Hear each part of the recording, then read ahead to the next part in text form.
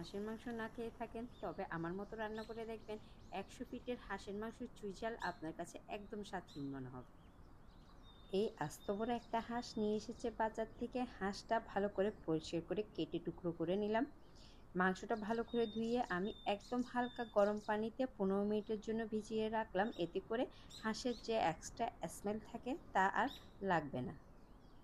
হাঁসের মাংস রান্না করার জন্য সবসময় আমি টাটকা মশলাটা ব্যবহার করি। এখানে আমি নিয়ে নিয়েছি পেঁয়াজ কুচি, আদা, রসুন, সাথে নিলাম ধনিয়া, জিরা, সরিষা, এলাচ, দারুচিনি, জয়ফল, জয়ত্রী, কয়েকটা লং, অল্প সাদা গোলমরিচ আর কিছু শুকনো মরিচ।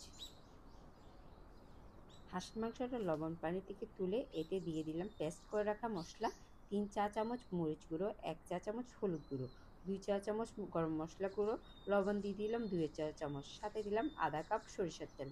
সব কিছু একত্রে মাংসের সাথে ভালো করে মিশিয়ে 20 মিনিটের জন্য মেরিনেট হতে রেখে দিলাম।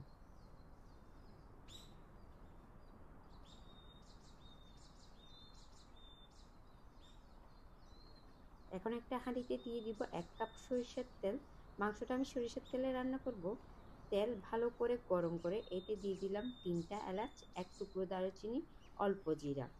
হালকা ভেজে এতে দিয়ে দিব মেরিনেট করা মাংস।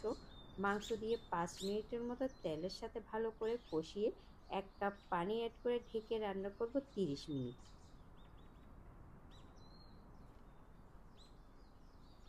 30 হতে 45 মিনিট পর ঢাকনা তুলে দেখবেন মাংস থেকে তেল ভেসে উঠেছে।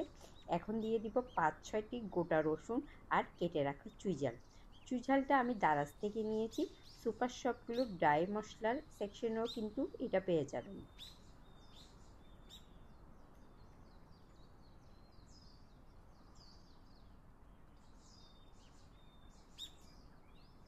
ঢাকনা দিয়ে আরও 20 মিনিট রান্না করব।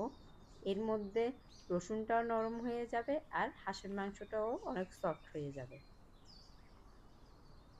হাঁসের মাংসটা রেডি। উপরে দিয়ে দিব কিছু আস্ত শুকনো মরিচ আর পেঁয়াজ বেরেস্তা। এই মাংসটা এত মজার হয়েছে যে আমি 4-5 প্লেট ভাত খেয়ে নিয়েছি। আশা করছি রেসিপিটি আপনাদের ভালো লেগেছে। আজ এ পর্যন্তই। দেখা হবে নতুন কোনো ভিডিওতে। আল্লাহ হাফেজ।